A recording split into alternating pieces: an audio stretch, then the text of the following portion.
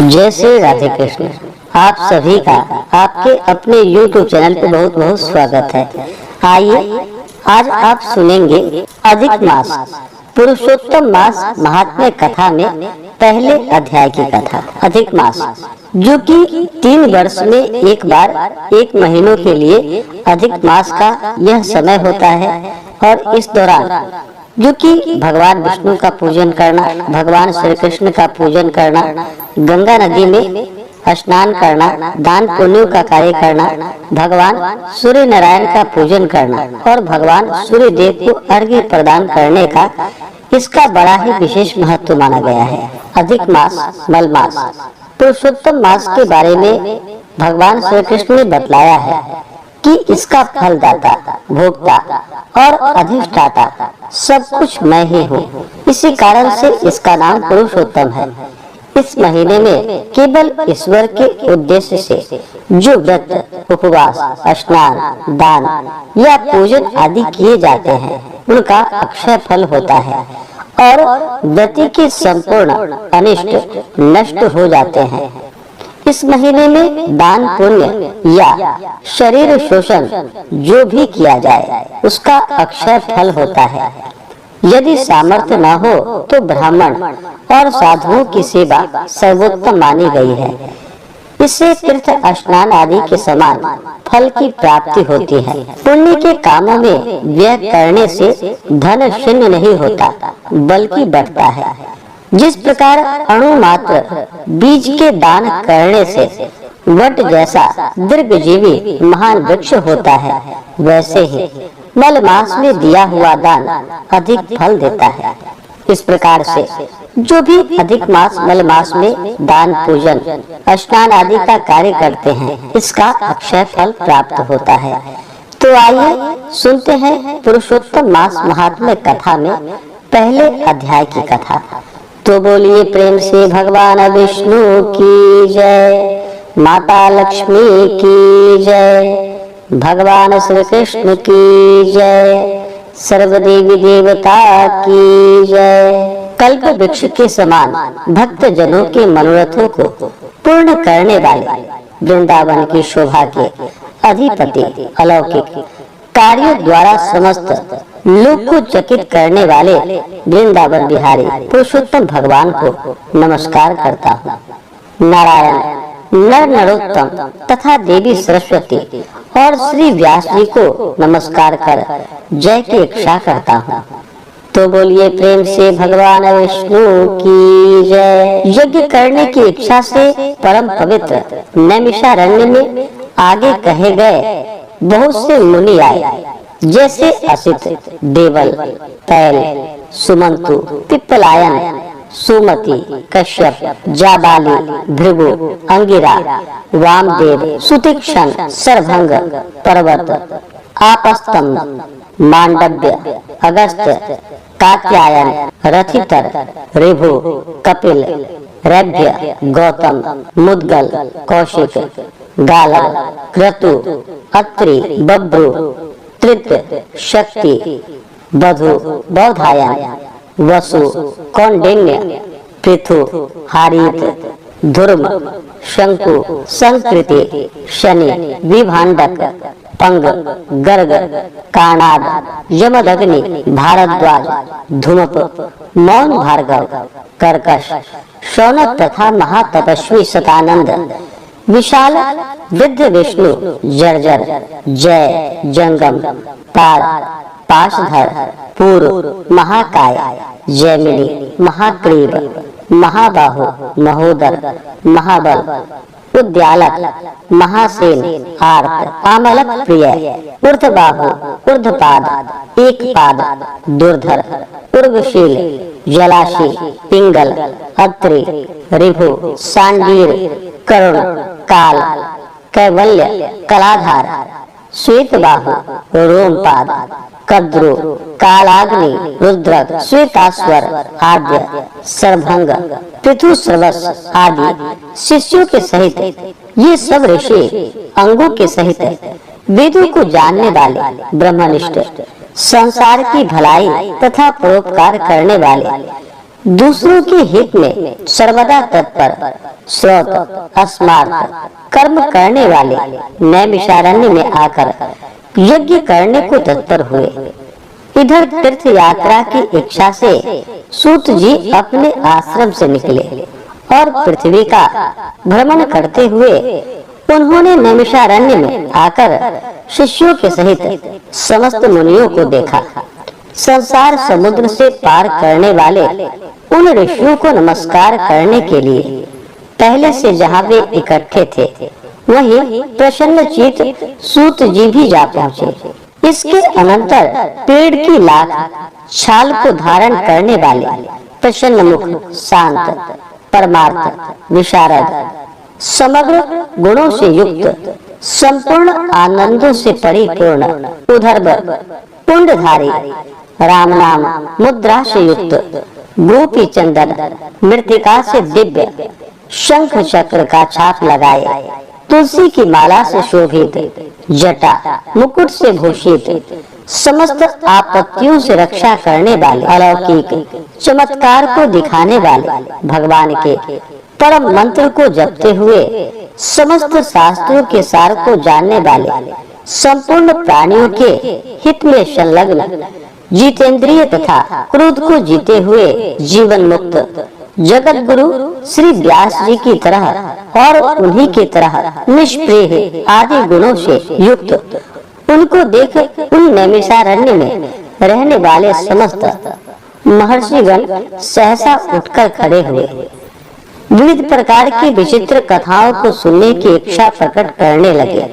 तब नर्म स्वभाव सूत जी प्रसन्न होकर सब ऋषियों को हाथ जोड़कर बारंबार दंडवत प्रणाम करने लगे। ऋषि लोग बोले कि हे सूत जी, आप चिरंजीवी तथा भगवत भक्त हो। हम लोगों ने आपकी योग्य सुंदर आसन लगाया है। हे महाभाग, आप थके हैं, यहाँ बैठ जाइए। ऐसा सब ब्राह्मणों ने कहा। इस प्रकार बैठने के लिए कहकर जब सब तपस्वी और समस्त जनता बैठ गए, तब विनय पूर्वक तपोवृद्ध समस्त मुनियों से बैठने की अनुमति लेकर प्रसन्न होकर आसन पर सूत जी बैठ गए। तदंतर सूत जी को सुख पूर्वक बैठे हुए और श्रम रहित देखकर पुण्य कथाओं को सुनने की इच्छा वाले समस्त ऋषि यह बोले कि हे सूत जी, हे महाभाग, आप भाग्यवान हैं। भगवान व्यास के वचनों के हार्दिक अभिप्राय को गुरु की कृपा से आप जानते हैं। क्या आप सुखी तो हैं? आज बहुत दिनों के बाद कैसे इस वन में पधारे? आप प्रशंसा के पात्र हैं। हे व्यास शिष्य शिरोमणि, आप पूज्य हैं। इस असार संसार में सुनने योग्य हजारों विषय हैं, परंतु उनमें श्रेयस्कर थोड़ा सा और सारभूत जो हो वह हम लोगों से कहिए।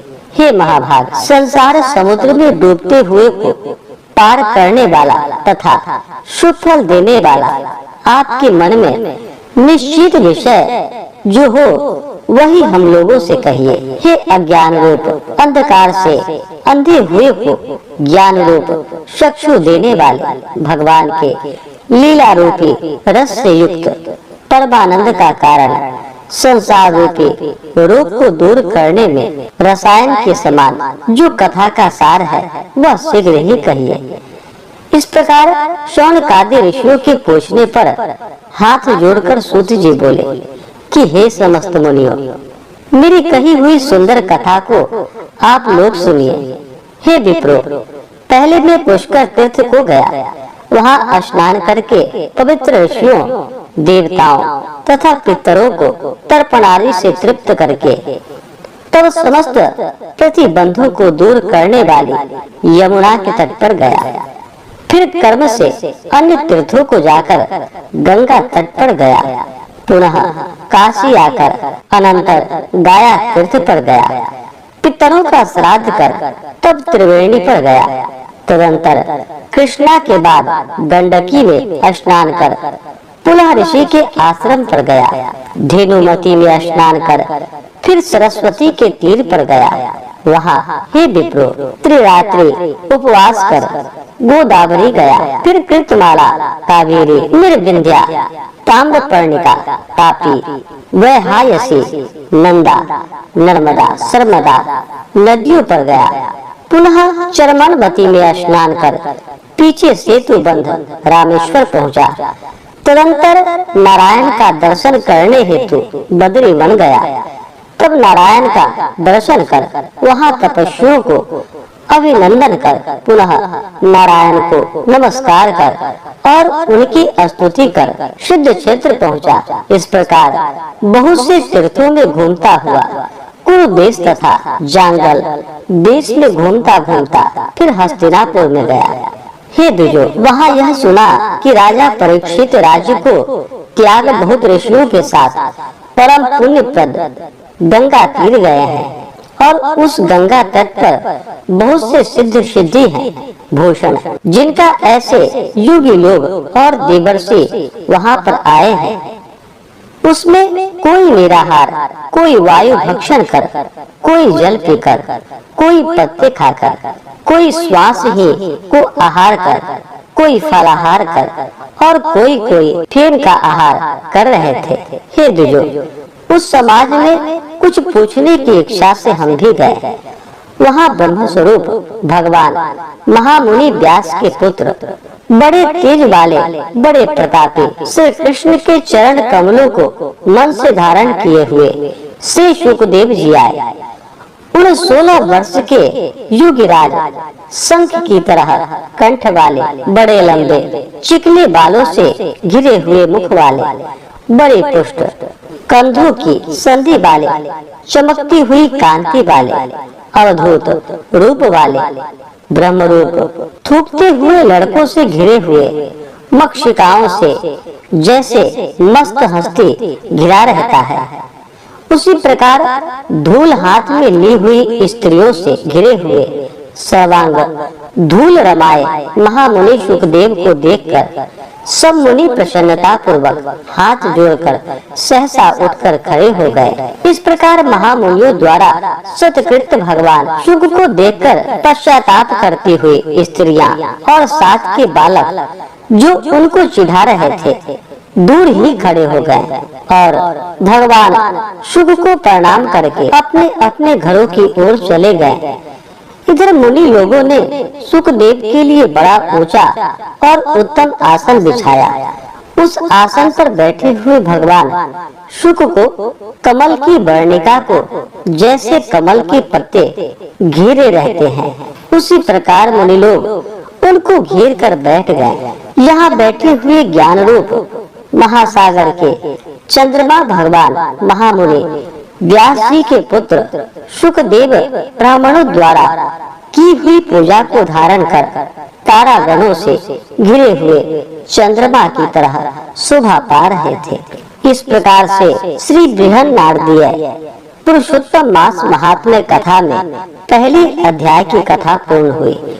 तो बोलिए प्रेम से भगवान विष्णु की जय, माता लक्ष्मी की जय, भगवान श्री कृष्ण की जय, सर्वदेवी देवता की जय, ऋषि मुनियों की जय। इसी प्रकार से अगर आप सब आगे के अध्याय को सुनना चाहते हो तो हमारे चैनल पे बने रहें। हमारे चैनल पे अगर आप नए हैं तो चैनल को लाल बटन दबा करके सब्सक्राइब करें, साथ में बेल आइकन घंटी को दबाएं ताकि मेरे वीडियो का नोटिफिकेशन आपको समय से मिलता रहे। वीडियो को लाइक करें, शेयर करें, सुखी रहें और स्वस्थ रहें। जय श्री राधे कृष्ण।